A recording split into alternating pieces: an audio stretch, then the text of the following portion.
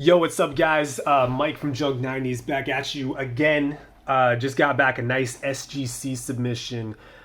This is the second time I've sent to them. So the last time I made a video on it, if you've seen it, I wanted to confirm that was my first time ever sending an SGC. I wanted to confirm that a couple cards I'd recently bought in the collection were in fact unaltered because I had a lot of nice 1976 that just looked a little bit too nice for me to be fully comfortable sending in a huge submission in PSA. And I wanted to make sure they were unaltered. And then also because I'd never really sent to SGC before. SGC's always been kind of an afterthought to me, to be honest, because of the lower resale value. But I wanted to see how fast those SGC cards would sell. So that was like the other goal. And with that, it went really well. It was about five, mainly eights of low tier Hall of Famers and kind of fringe Hall of Fame guys. And I sold them really quickly at near PSA values. I was really very happy with it. I didn't get quite what you get at PSA, but SGC just has all these advantages where you can send stuff to them cheaper than PSA and get it back so much faster. So if you were able to find niches where the value is comparable to PSA, you can kind of get an angle for yourself and find a good use for a very reputable and quick grading company that has excellent customer service. Like they two submissions I've sent in with them, they did exactly what they said they would. It was very clean, very quick, easy to use. So I've been trying to find more ways to work SGC into the whole business slash hobby slash whatever you want to call it plan. So testing that out. This one is a bit of a new test. So we're going to try, this time is a little bit different. This is a bigger submission. What did I send in? Like 16, 17 cards? I think it's 17 on this one. But yeah, trying something a little bit different this time. I want to see if I can sell these cards at like PSA prices. I'm not sure I'll be able to. Anecdotally, the vintage baseball market is fairly strong for SGC. Again, that's all anecdotal, and I think a lot of the anecdotal advice you get in this hobby can be kind of hit or miss, even from people that seem like they're experts. It's just something they heard from a friend a lot of the time, and they're just repeating it. So if you want to really get after it, you got to test that shit out and find it out for yourself. So for me, I'm gonna try to find out if I can sell a lot of these different 70s baseball cards in pretty good grades at PSA level prices. So this stack is more set registry type stuff. It's mostly nines, a couple eights, trying to see if people are, I don't even know if people are completing sets. I mean, I assume they are because there's so many people doing this for PSA, and even though SGC is a lot smaller, I mean, it has to have people completing sets even if they don't have a set registry. So testing that out. This column, Dick Allen, I know he's not a Hall of Famer, but he probably should be, or he could be, we'll say. But this is like some stars and Hall of Famers that I sent in to see. Again, like I sold the last ones really, really quickly. I was very happy with how fast they sold. I want to see if I wait a little bit longer, if I can get a PSA price on some of these. And then those are all 76s, and these are just some other years that I sold in. Actually, these are more of like a grading test. Again, SGC's got a lot of reasons to send stuff in.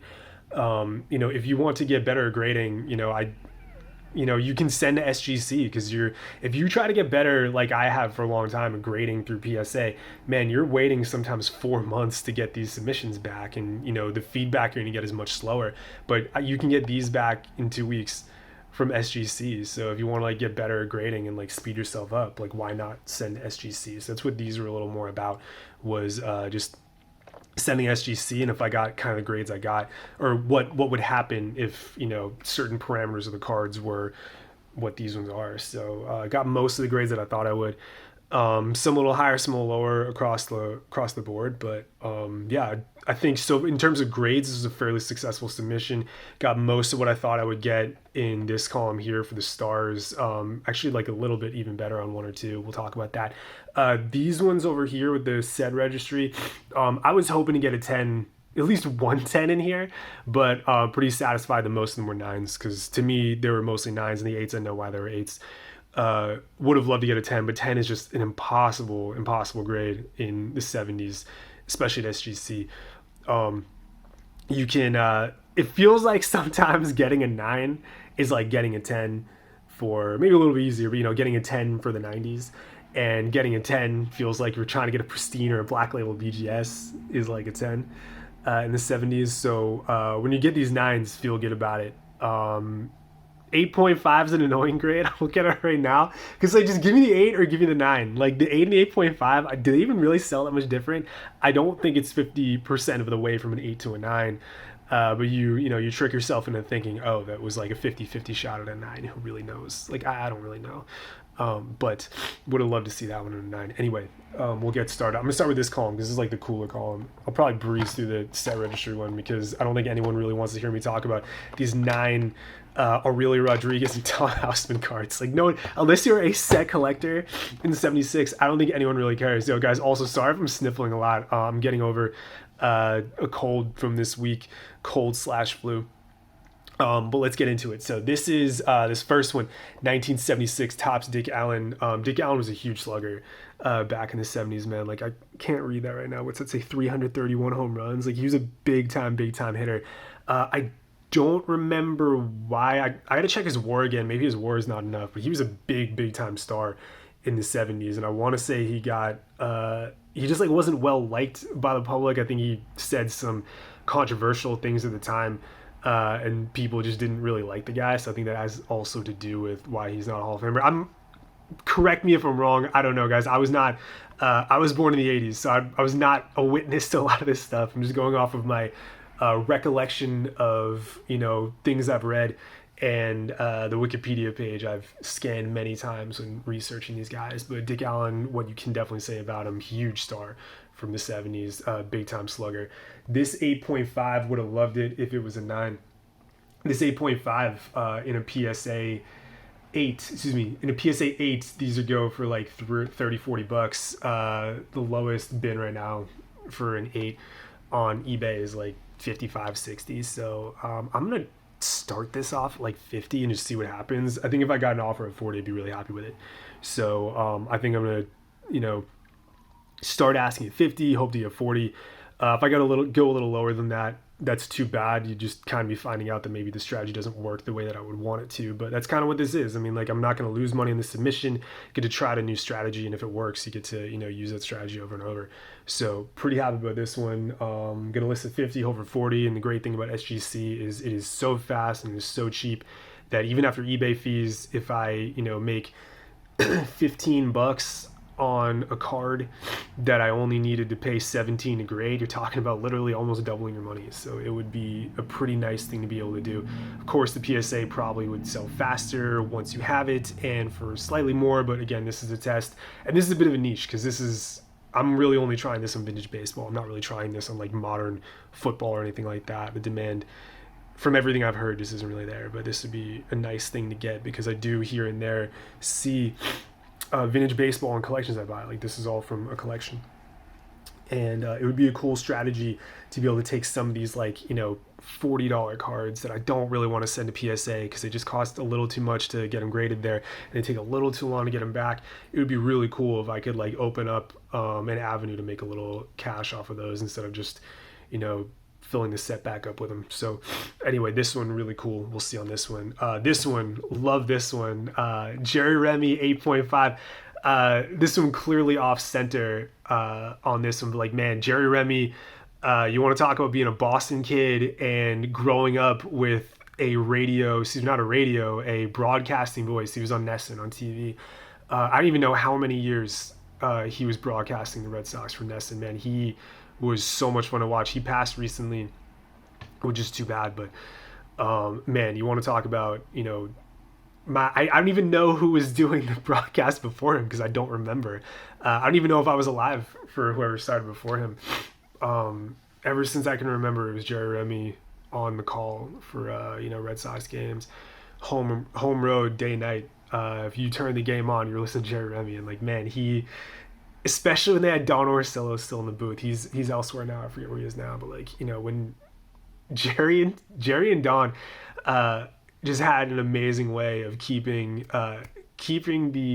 not what I'm doing right now, the opposite of what I'm doing right now. They could just keep the broadcast going and keep the telecast lively. They had incredible chemistry and they're just two really funny guys.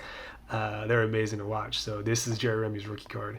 Man, I might even keep this one for myself. I just love this one so much. And Jerry Remy played such a huge role in my, Boston fandom. So in my Red Sox experience. So anyway, this one was so cool. The Remy, excuse me, back to what you guys want to hear about. How much is it worth? This one's all over the place for sales. Like sales, I saw as low as 25. I saw as high as like over 100, which is crazy. There's a PSA. Someone's got an asking price of like $60. So I don't think I'm gonna get 60 for it. I think that asking price is a little bit high anyway. You can't just like go with the lowest bin. You gotta be at least a little bit intelligent with it, because guys, sometimes bins are up there for like years at a time and never sell. So don't just be like, oh, I'll go with the lowest bin. Not a smart move. I've done it before. It fails a lot of the time. They're just kind of general guidelines for what could sell and what hasn't sold yet / doesn't sell. So I might list it at like 50, just see what happens. I'd be ecstatic if I could get, some PSA level prices on these SGC cards. That'd be great. So if I sold this for 40 or 50, that's like right in the sweet spot of what I'm going for these SGC cards. Just like nice value, quick flip, sell it fast. That would be perfect with a nice profit. So that would be, I think, I just talked myself into it, right? Probably listed at about 50, maybe 60, because this is an 8.5, and those ones that are listed are 8s. But after eBay fees, maybe you collect 40 off of it for a card you send it for $17. That would be really, really nice. So anyway, Remy, love it. I might even keep this one, man. I don't know. I don't like SGC slabs, but I like this. Maybe this is what people are talking about in vintage, man. It's really good the way I'm holding it right now. I love it. It really pops. Anyway, Remy, love that one. Super happy about that one. Jim Longboard, he got sent in, one, because the card looked real nice, and two, because he was a big time Red Sox pitcher in the 70s. So I was like, oh, Longboard, how can I not send him in? This one does not sell well at all, apparently. The 8 for PSA is going for like $10, so I might ask like 10, 15 on this. I don't know, it's an 8.5. But, whatever. This was not so much about making tons of money in this sub as it was testing on a strategy, so this would maybe be like 10, 15 bucks I'll ask for it. Man, excuse me, I'm so sniffly. Keith Hernandez, man. Keith Hernandez, here we go. Huge first baseman for the Mets back in the 80s. Beat up the Red Sox one time in the 86 World Series. Featured in Seinfeld, actually. He dated Elaine. And was he accused of spitting on Jerry and Kramer? No, Kramer. Kramer got spit on, by somebody. I think he thought it might have been Keith Hernandez, but it might have ended up someone else. That episode's hilarious, man. I love Keith Hernandez. I actually know him more from the Seinfeld episodes than from his baseball career, because I was very young. I don't even know. I think he was playing like around the time I was born still, but I don't know if I don't remember him in the early 90s when I was actually, old enough to remember anything. So, but man, Keith Hernandez, I definitely know him from the Seinfeld episodes. Those are great. Anyway, this is a rookie card. Let me see, the Keith Hernandez, it goes for, I've seen it go for like 40 to 80. I might list this at like 45 and just see what happens. Nice card. Again, that'd be a nice little profit to get from an SGC card that you just like, kind of sent out and flipped. So this would be a nice one. Keith Hernandez, man. That's such a cool one. I remember him, man. This is the Cardinals. I remember him being a Mets guy. But yeah, nice card. Got an 8 on that one. Kind of in the expectation too a little. Let's see. Was not expecting a 9. 9 I probably would have sent to PSA. And here's a Bobby V. This is another one that I sent in more as like a test of what the grade would be. So let's see if we can get up the camera. You can probably start to see it. That corner right there, that major, it's not even like a major defect. Like it's not bent. It's just like kind of like if this were comic books, you call it a color break. There we go. I got to refocus. So I just wanted to see what SGC thought of that kind of defect, because, you're not going to send in a Bobby Valentine opening at a 7, but like some of these like bigger names, it's very, very important to know what a 6 and 7 and 8 is, especially if you start getting back into the 60s. So this was an interesting one. I'm probably going to sell this for like $10. I won't even make my money back. That's fine. That was more of like a, hey, what is this thing going to do? Let's go to this pile real quick, and we're just going to burn through this. So really happy on these. These were, here we go, Tom Housman, Aurelio Rodriguez. These are just purely Mike Jorgensen. These are, I don't even know these guys. Like Nils Nyman, and then 2 8s. So this is what, 5 9s? 1, 2, 3, 4, 5 9s, 2 8s. So these ones I was hoping for all 9s off of, but once I got them back, I realized what I missed. So these had very clean surfaces. very well centered. I think some of them I thought were 10 candidates, not all of them, but I was like, these are really solid 9s or above. But the difference on these two were you're not gonna be able to see them. There's like no way you're gonna be able to see them on this. But these two had the issue of they just had these like kind of service blisters on them, and they were big enough to make them 8s. I don't remember. I take notes on these, but now I'm trying to remember if I was like testing if these were gonna be 8s or not. But whatever, no big deal. I'll find out later. Sorry guys, but yeah, these had like service issues. So I see that a lot in the 70s. They just got these like kind of, you know, they're like bumpy as hell. So, you know, those get 8s. What are you gonna do? So these, you know, they're tough to find for PSA. So I imagine they're probably tough to find for SGC. I'm just gonna probably throw them out there for like 40 and just see what happens in each of the 9s, and then the 8s just try to get as much of my money back as I can, maybe like 10-15 bucks. So like if I can hit 40 bucks on a 9 from SGC, I'd be very, very happy. I don't think that I will. I think a couple of these maybe, but that's the point of testing it out. I think if I hit 30 on these, I'll be happy enough with it. I don't think I'd send these back though, because just 9s are a tough grade. And 10s just feel impossible. The fact that these are 9s and I couldn't hit 10s on any of them makes the 10 just feel like such a long shot in these. So probably not a strategy, depending on how it goes. If I can hit like 40 to 50 on these, I'd probably do it again actually. But if I'm just hitting like 20 to 30 bucks, no way. Would never do that again. But this will be a cool little dry run. It's only 7 cards and I'm having fun with it. So whatever, man. I can throw $100. That's something I really like doing. And then I'm gonna make my money back. I'm not gonna lose money on this, but it'll be a fun ride. That's those. And these are just like a few miscellaneous cards that I was either testing. I'll do the BOA last. For Hall of Famers in the 74 set, I just kind of wanted to test. You're not gonna really be able to see what's wrong. I guess the Fergie Jenkins will be able to see. That gave it. See, compared to the Bobby Valentine, how is that a 7? But this one, I think, is mostly paper loss. I'd have to really look at it close.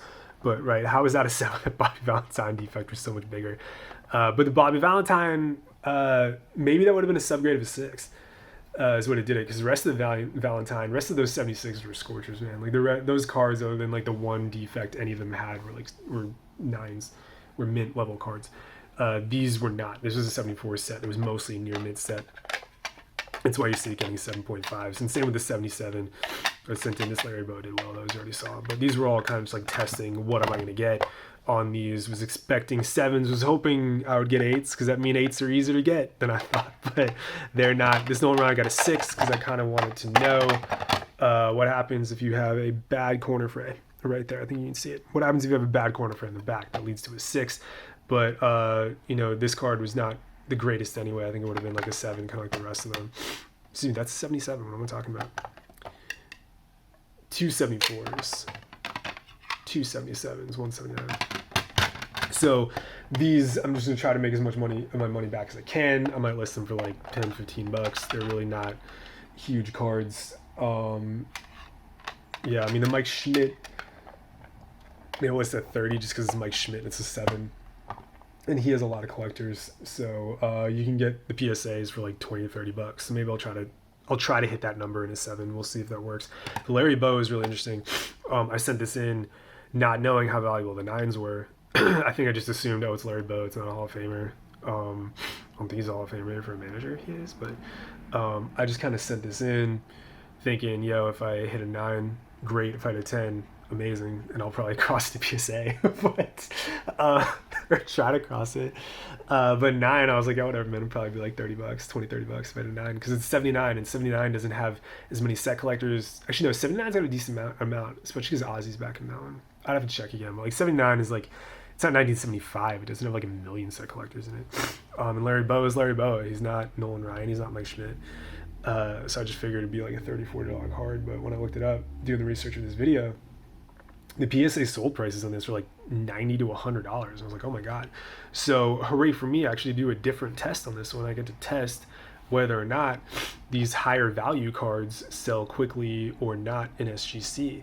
So the thing I did notice when I sold those last 5 is the first 4 I just tried to sell, the last batch. It's like the last time I sent SGC recap for people or TLDR that didn't watch the video.